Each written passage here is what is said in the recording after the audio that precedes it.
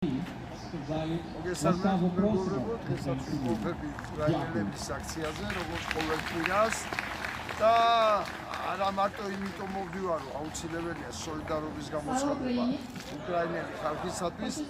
არამედ მოვდივარ იმისათვის, რომ ენერგია და იმედი მივიღო. აი რამდენი რაღაცნაირად გული გამიწვება საქართველოში მიმდინარე მოვლენებზე,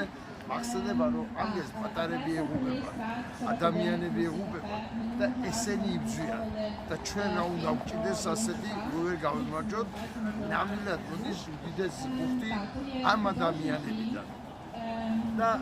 თუნდაც ამიტომ ჩამოვდივარ ბრიუსელიდან ანტვერპენში, მოდავესწრო აუცილებლად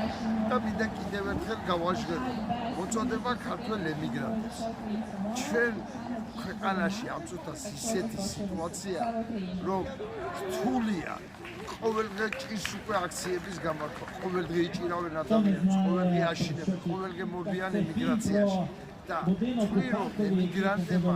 არ იქნება ცუდი უნდა ვთქვათ კვირა დღეს ყოველ კვირა დღეს ბრიუსელი იქნება ანტვერპენი იქნება ჩავატაროთ აქციები ბერლინი იქნება რომი თუ პარიზი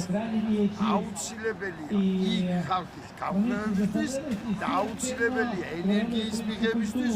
ჩვენთვის იქნება კარგი მადლობა